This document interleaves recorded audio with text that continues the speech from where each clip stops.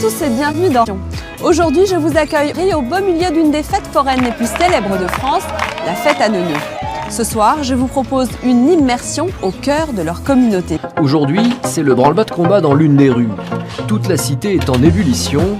Un événement exceptionnel se prépare. Oui, ça je me souviens. Ouais, c'est la première fois qu'il est à la maison. Ça va, oui.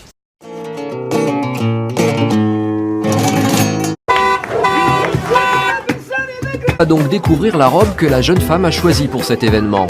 Et il ne va pas être déçu. Chez les gitans, on voit souvent en grand. Mais il y a une chose qu'on se rappelle, c'est qu'il avait un chewing-gum. Il rentre dans la cuisine. Je lui ai dit, mais il est hardi, hein.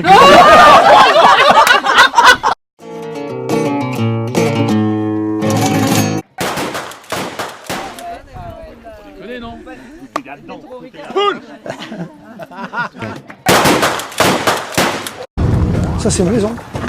On a l'avantage de l'atteler puis de partir, vous voyez. Et ben voilà notre petit chez nous, notre petite roulotte.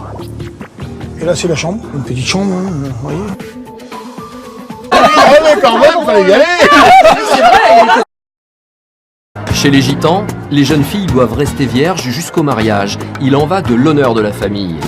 La veille, donc été déflorée par une des matriarches de la communauté avec ce bout de tissu. Il est la preuve de sa virginité. C'est donc fièrement que la famille va le brandir devant toute l'assemblée.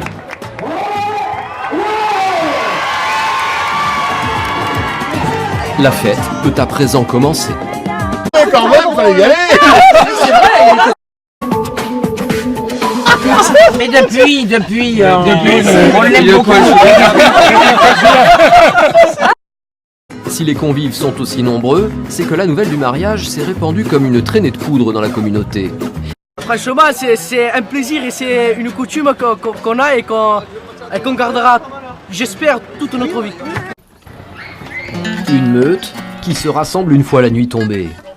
Comme presque tous les soirs, les anciens ont organisé un de leurs rituels préférés, un feu de camp en plein milieu de la cité gitane. Les gitans, il a vécu toute sa vie dans les roulottes.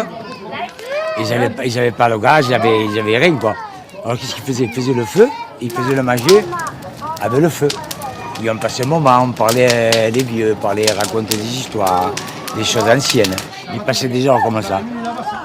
Les familles des mariés ont donc prévu 10 000 sandwichs et plus de 1500 bouteilles de champagne. Autour de la table, il n'y a que des hommes. Une séparation qui pourrait choquer, mais chez les gitans, c'est une véritable tradition. Les femmes et les hommes ne se mélangent que rarement pendant les rassemblements publics. Et tout le monde semble y trouver son compte. Eh ben, je trouve que c'est bien, c'est la coutume gitane. Après, les hommes se mettent à boire, un grand feu, c'est la musique. Les femmes à part, les hommes à part, c'est le respect. Sauf si les hommes viennent nous chercher pour danser. Là, on est obligé d'obéir, d'y aller. Les gitans auront partagé une soirée typique de leur culture. Un moment de cohésion, indispensable à l'équilibre de ces hommes et femmes, habitués à vivre ensemble.